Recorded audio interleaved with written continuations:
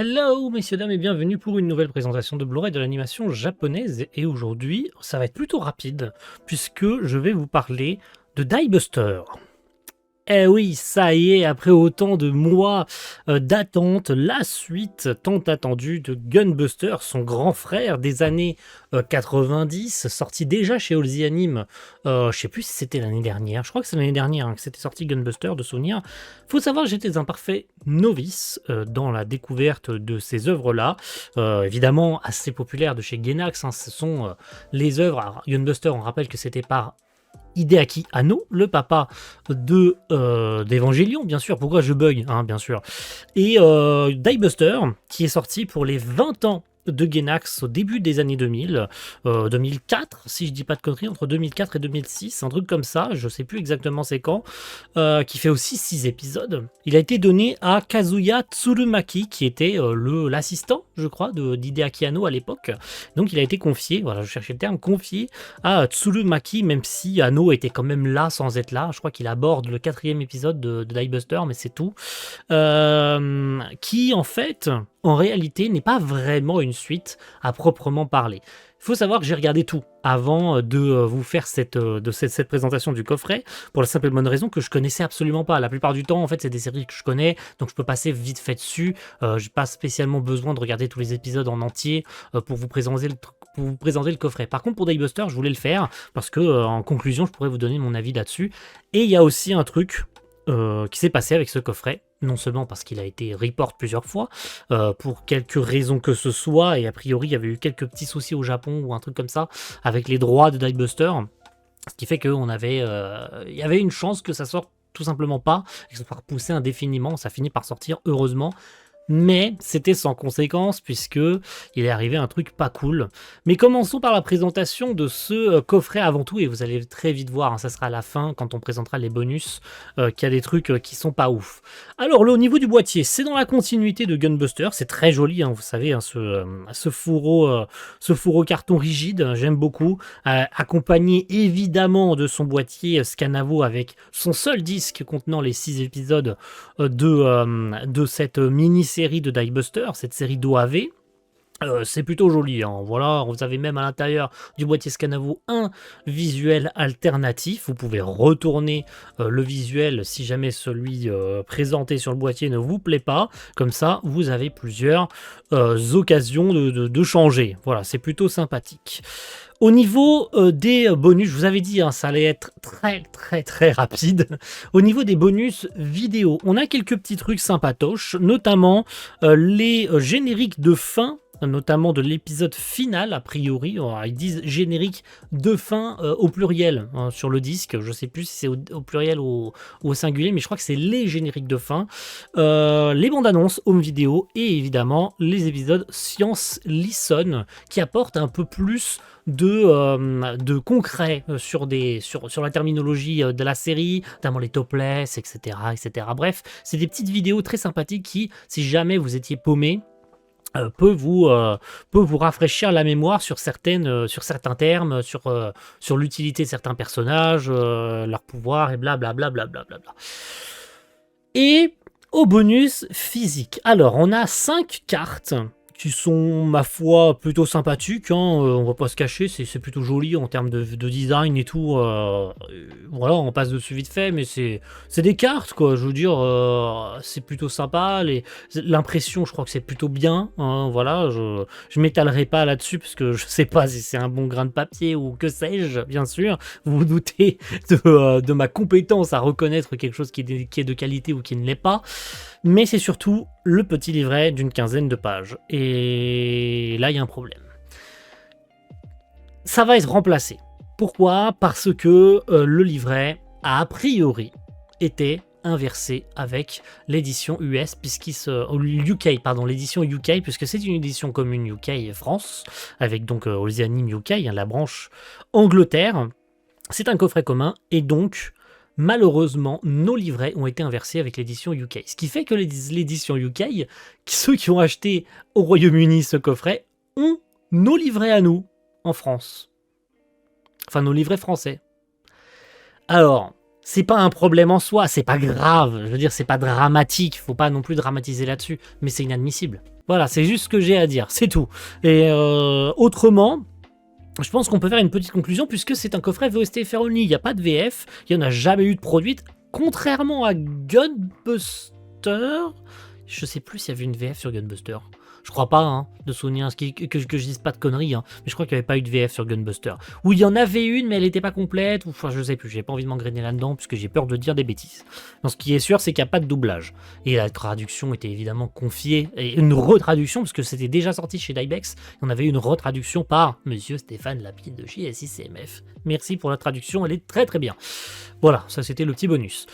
En conclusion, puisque j'ai totalement découvert Diebuster après la réception de celui-ci, j'ai donc lancé en parfait novice cette série d'OAV, et je vois pas l'intérêt.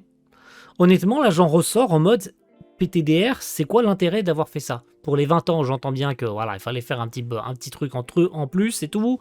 Surtout que Gunbuster, ça a super bien marché. Bidule, truc chouette, on a voulu étendre la hype et faire une suite directe à Gunbuster. Bah en fait, c'est même pas une suite, j'en parlais en préambule au début, c'est même pas une suite. En fait, Diebuster se passe au milieu de Gunbuster. Diebuster se passe dans la période où Noriko, l'héroïne de Gunbuster, que vous voyez ici, bien évidemment, se retrouve dans l'espace à voguer pendant des centaines et des centaines d'années avant qu'elle réussisse à nouveau. Alors elle n'est pas toute seule, elle est avec un autre perso, hein, je ne sais plus lequel. Faudrait que je me refasse un rewatch de Gunbuster. C'est peut-être l'occasion d'ailleurs de le faire maintenant. J'aurais peut-être dû le faire avant de voir Diebuster pour me remettre un peu dans le bain pour la terminologie, pour l'intérêt derrière le truc. Et en fait, dans le dernier épisode de Diebuster, et ben Noriko revient sur Terre. Donc on comprend très bien que Diebuster se passe dans cette très très large temporalité durant laquelle les héroïnes de Gunbuster sont là à voguer dans l'espace, à mettre des centaines et des centaines et des centaines d'années avant de revenir sur Terre. Et donc on a l'héroïne Lalk, j'ai pas envie de dire de bêtises, de mal prononcer son nom, qui accueille 10 ans après la fin de la série, puisqu'il y a un timelapse de 10 ans, qui est là et qui accueille le retour de Noriko sur Terre. Et du coup, pour raccoler les deux univers, confirmant bien que Diebuster se passe déjà exactement dans le même univers. Et il n'y a pas que ça, hein. Il y a évidemment aussi, je crois que c'est aussi dans le dernier épisode où la série te chie à la gueule, où c'est Lalk d'ailleurs, hein, qui se retrouve à porter exactement cette tenue-là en mode hey, t'as capté, c'est le même univers, ça se passe exactement dans le même univers que Gunbuster si jamais t'avais pas compris. Bref, heureusement, c'est pas pendant tous les 6 épisodes que ça te chie à la gueule comme ça des références en mode si t'avais pas compris ça se passe durant ou pendant ou après ou je ne sais quand ou dans l'univers de Gunbuster. Mais voilà, sinon en fait l'intérêt de la série je l'ai pas trouvé convaincante. Voilà, j'ai pas eu le temps de m'accrocher aux personnages, surtout qu'il y a plein de persos qui meurent d'un seul coup. On les a vus 2 fois, il y en a certains, ils ont eu littéralement une phrase et tout le monde meurt en l'espace de 5 minutes. Bref, est-ce qu'il aurait fallu que je me refasse un rewatch de Gunbuster pour me remettre dans le bain? Je pense que oui, parce que sinon, autrement, j'ai pas trouvé le truc intéressant. Voilà. À titre de comparaison, si je vais choisir entre Gunbuster et Diebuster, si je devais me refaire un rewatch d'ici 10 ans, c'est Gunbuster sans aucune hésitation. Pas forcément pour son style graphique ou quoi que ce soit d'autre, mais c'est vraiment pour l'intérêt qui est là. Elle apporte strictement rien, aucune plus-value, et j'en vois certains qui me disent déjà, et qui m'ont dit sur le Discord de la communauté, oui mais il faut voir Diebuster comme une série à part entière, faut pas vraiment la relier à Gunbuster, en tout cas elle a été écrite comme ça. Littéralement, le premier nom qu'il a, autre que Diebuster, parce que la seule fois où le nom Diebuster est prononcé, c'est littéralement à la fin. Autrement, je crois le nom de base du projet, c'est Gunbuster 2. Donc en fait, et je crois d'ailleurs que le nom officiel de la série, autre de Diebuster, parce que je crois que c'est le nom que nous on utilise en Occident, bon, il y a aussi dans les iCatch où c'est marqué Diebuster, donc à la limite, je veux bien le croire. Mais autrement, je crois le titre de la série, dans le tout premier épisode, quand t'as le titre de la série qui apparaît, je crois que c'est Gunbuster 2 en fait. Hein.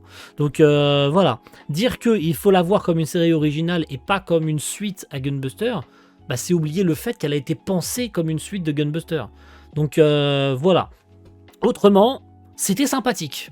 C'était sympathique, j'ai rien à ajouter j'ai rien à ajouter de plus, c'est super beau, c'est super sympa et je pense que d'ailleurs ils ont fait une restauration et un upscale de l'image pour l'étirer en 16/9 parce qu'il y a de grandes chances, puisqu'on est en début d'année 2000, que Die-Buster était produit en 4/3, donc ils ont fait ils ont étiré l'image en 16/9.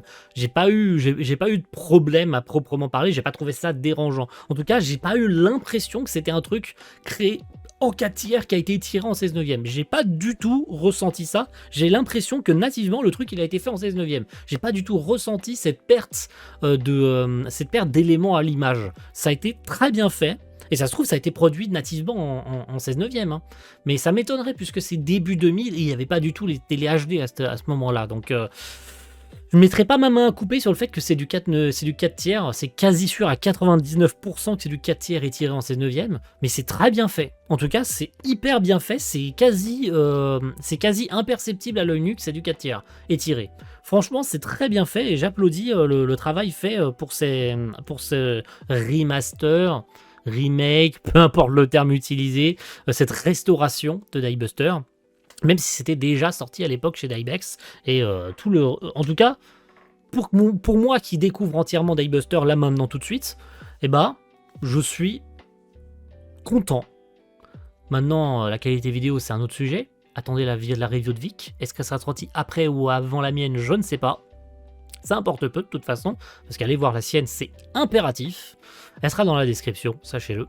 Et quant à nous, on se retrouve. Alors là, pour le coup, ça devrait vraiment... Je vous avais dit que c'était Die-Buster après je sais plus laquelle que j'ai fait avant. C'est Dan que j'ai fait avant. Je vous avais dit que c'était Die-Buster. Bon, je m'attendais à ce que ça sorte un peu plus tard, mais finalement, voilà, c'est bien sorti comme je le pressentais. Donc normalement, la prochaine et dernière de l'année, ce sera Mushoku Tensei. Et peut-être un autre avant. Je vous le disais aussi avec Dan, il y en aura peut-être un entre deux, mais il y a des chances que Mushoku Tensei ça sorte avant, puis qui est cet ultime coffret bonus, si vous voulez, qui n'était pas prévu, enfin si en vrai il était prévu dans l'année, mais il va s'ajouter en plus, mais ça ne sera pas une présentation comme ça de coffret français, puisque c'est pas un coffret français, c'est un coffret US. Donc voilà, merci à tous, et rendez-vous très vite pour le dernier coffret de l'année, avec Mushoku Tensei saison 2. Ciao tout le monde, bye.